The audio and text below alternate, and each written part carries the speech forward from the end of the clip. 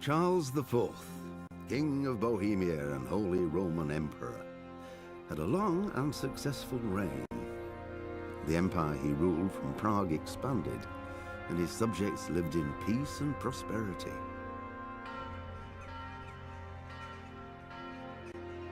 When the emperor died, the whole empire mourned. More than 7,000 people accompanied him on his last procession. The heir to the throne of the flourishing empire was Charles's son, Wenceslas IV, whose father had prepared him for this moment all his life. But Wenceslas did not take after his father. He neglected affairs of state for more frivolous pursuits. He even failed to turn up for his own coronation as emperor, which did little to endear him to the Pope. Wenceslas the Idle did not impress the imperial nobility either. His difficulties mounted until the nobles, exasperated by the inaction of their ruler, turned for help to his half-brother, King Sigismund of Hungary.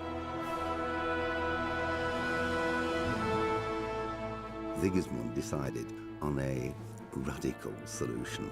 He kidnapped the king to force him to abdicate, then took advantage of the ensuing disorder to gain greater power for himself. He invaded Bohemia with a massive army and began pillaging the territories of the king's allies. It is here that my story begins.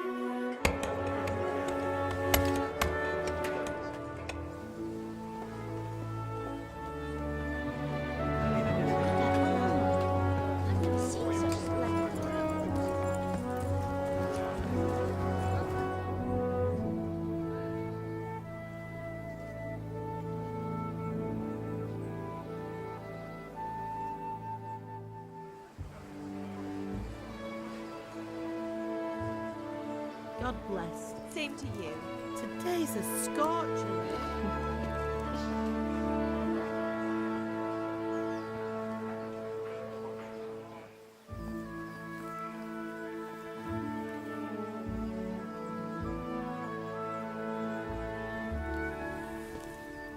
Well, husband, how goes it? Good.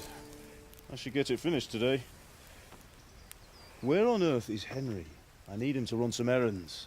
He was still sleeping when I went out. At this hour? Blue-blooded idler. Well, it looks like he was out all evening, drinking like a lord. Go and get the lazy bones up then. Quick clout round the ear should do it. Mm-hmm.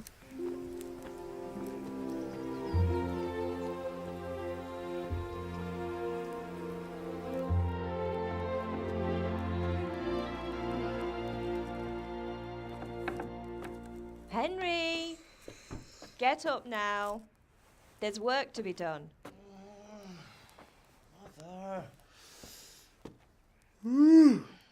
Get up or I'll come get you up, you slugabed. Hear that? You'd better not vex him. Now get up quick. Your breakfast is on the table. Wait, what's this? Have you been... Oh, Henry. How many times have I told you about fighting? Oh, it's nothing. It's just a scratch. You've been at that sword play again, haven't you? You'd better pray your father doesn't get to hear of it. You know how he feels about it.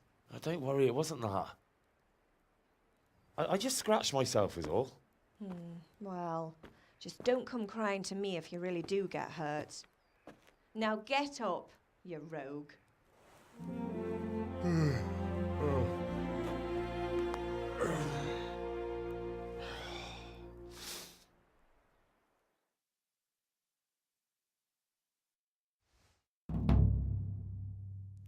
A fine state you're in this morning.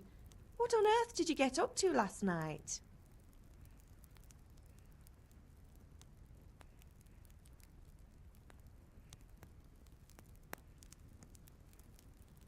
I was sweating in the forge all day yesterday, and then I was helping Fritz and Matthew with some errands. So I'd say I have a right to be a bit tired. Well, I've got a feeling there's something you're not telling me. And it's connected with that scratch on your hand. And that suspicious-looking character with a sword who turned up in town recently.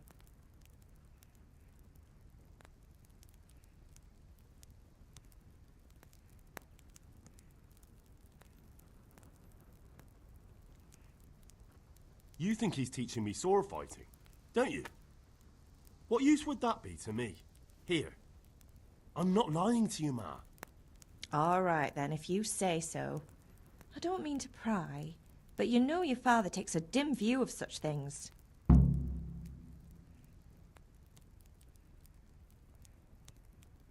Did Matthew and Fritz come looking for me? No, I haven't seen them this morning. They shouldn't be hard to find. They'll be hanging around a tavern somewhere, as usual.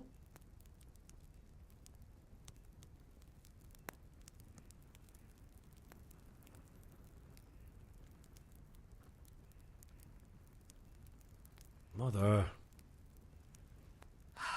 You're nearly a grown man, Hal.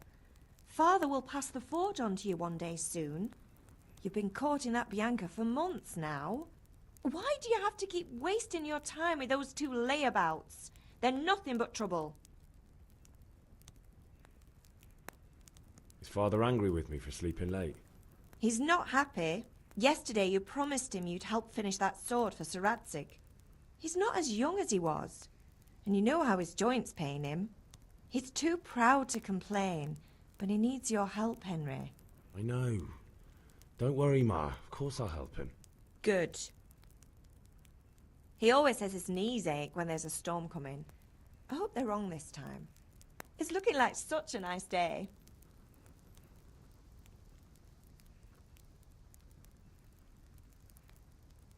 Do you need me to do anything, Ma? Ah, you're a good lad. But I'm fine. It's your father needs helping with that sword. Can I get something to eat? I left some breakfast on the table. Help yourself.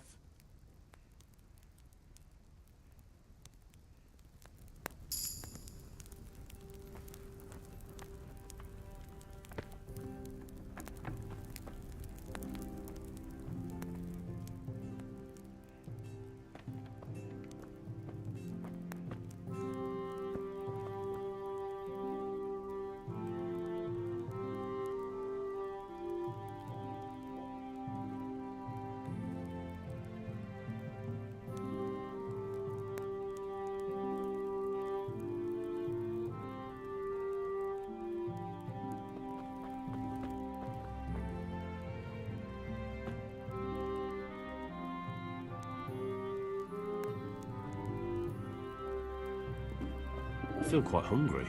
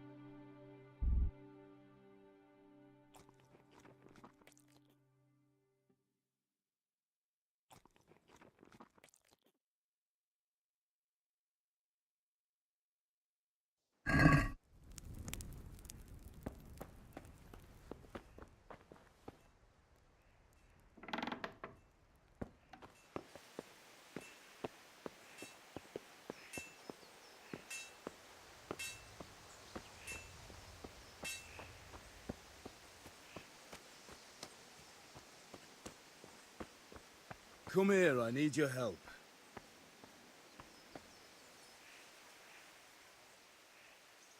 At least you're up, that's a start. Anyway, we've a lot of work to do today. I'm finishing the sword for Sir Radzig, and I need your help. With what? I'm running out of charcoal. Run to the market and buy a bag from the charcoal burner. I'll need some money then. Yeah, that's the other thing. Kunesh still owes me for an axe, a hammer, and the nails I sold him a month ago. Not to mention his debt from before. Go and tell him to pay up, at least for the axe and hammer, and then use the money to buy the charcoal. Kunesh? That drunkard? That'll be fun. Well, you're a big lad now. I'm sure you can manage. If not, tell him that next time I'll come myself and personally use that hammer to bang those nails into his arse. Sure I'll be happy to hear it. Is that all? Not quite. The Chamberlain at the castle has the crossguard for Sir Radzig's sword, which I had engraved in Sasau. You want me to go and pick it up? All right. Money, charcoal, crossguard. Got it. And ale. Stop off at the tavern on your way home. I know you'll be going there anyway to see that girl of yours. But make sure the ale's still cool from the cellar when you get back. Her name is Bianca. Right, so make sure Bianca draws me a nice cool one. Run along now, work won't wait.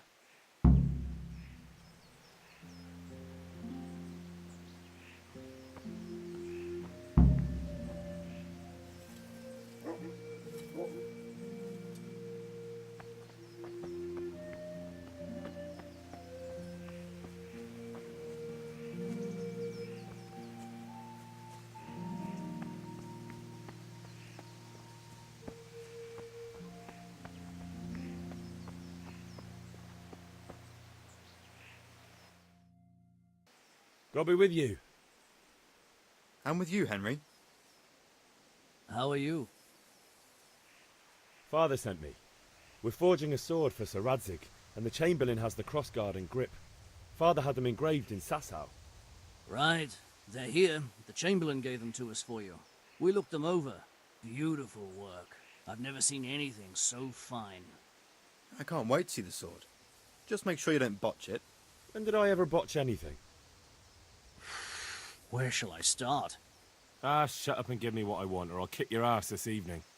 Right away, your lordship.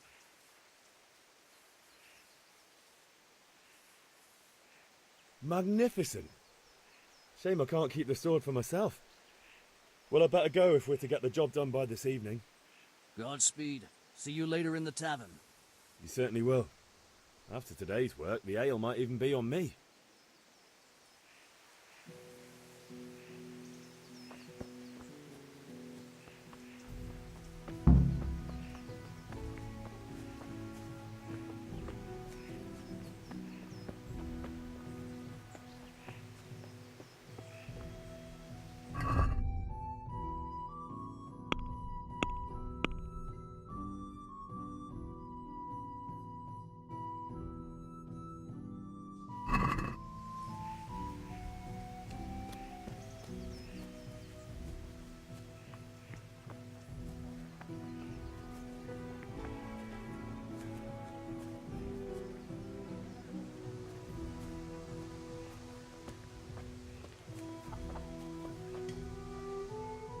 God be with you, Kunesh.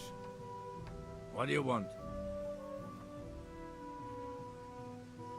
My father sent me to get the coin you owe him for the axe, hammer and nails. I've got nothing. Clear off. You know you owe father for a lot more than just the axe and hammer. If he went to the bailiff about it, you'd be in deep water. At least pay for the tools if you can't pay for everything. I told you I have no coin, you bastard. Get the hell out of here, or I'll use the axe on you.